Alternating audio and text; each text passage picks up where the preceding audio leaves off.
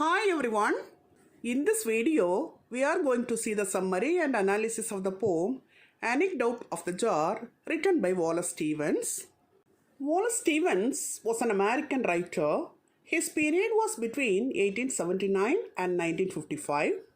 He was an American modernist poet. He was born on October 2nd, 1879 in Reading, Pennsylvania, United States. He was educated at Harvard University and then New York Law School. In 1909, he married Elsie Viola Catchell. She was also called as Elsie Mole. In 1908, he was hired as a lawyer for the American Bonding Company. He worked as a businessman lawyer by day and a poet during his leisure time.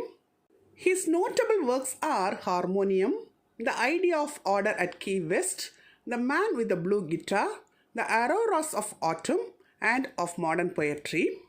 His other notable poems are The Emperor of Ice Cream, Sunday Morning, The Snowman, 13 Ways of Looking at a Blackbird, and Anecdote of the Jar.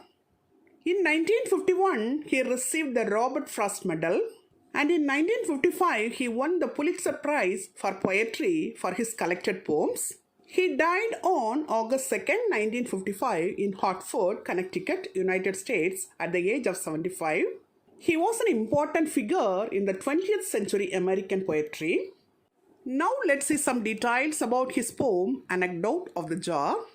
Wallace Stevens wrote the poem in 1918 when he was in the town of Elizabethton in Tennessee. This poem was first published in 1919. It was included in his first book of poetry titled Harmonium in 1923. In this poem, an unnamed speaker places a jar on a hill in Tennessee. As the natural world continues to grow around the jar, the speaker declares that the object becomes a kind of king of the landscape, forcing the surrounding wilderness to rise to meet it. In short, this poem is about a jar on a hill. It serves as the symbol of the perils of modern industrialization and also of the nature of creativity and perspective. Now let's see the stanza-wise summary of this poem. Stanza 1. I placed a jar in Tennessee, and round it was upon a hill. It made the slovenly wilderness surround that hill. Now let's see the summary of the first stanza. The speaker put a round jar on the top of a hill in Tennessee, where the speaker says the jar caused the messy wilderness to grow all around the hill. Stanza 2. The wilderness rose up to it and sprawled around, no longer wild. The jar was round upon the ground and tall and of a port in air. Now let's see the summary of the second stanza. That wilderness grew toward the jar, spreading out all over the hill, yet now that wilderness was tame and domesticated. The round jar on the ground on the top of the hill was tall and empty. Stanza 3. It took dominion everywhere. The jar was grey and bare.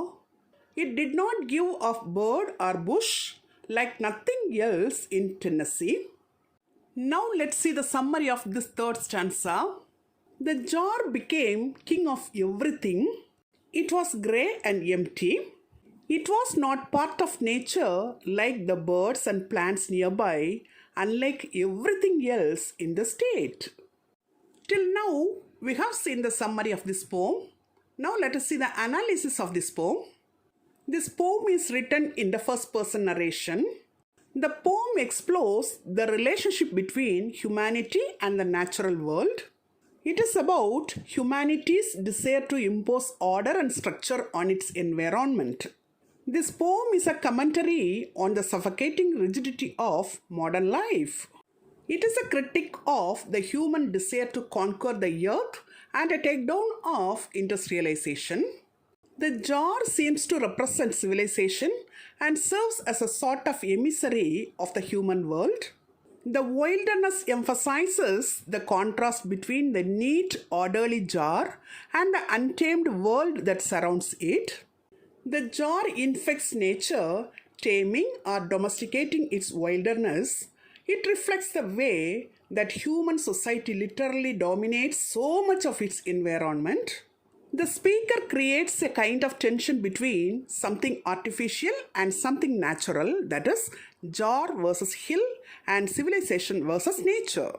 In short, this poem is about man's conquest over nature.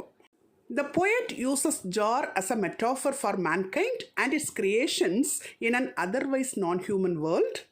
Though humankind can invent, design, and make its own objects, the poem suggests that nature is still the ultimate creator. Till now, in this video, we have seen the summary and analysis of the poem Anecdote of the Jar, written by Wallace Stevens in an elaborate manner. Hope you would have understood it very clearly. Thank you for listening.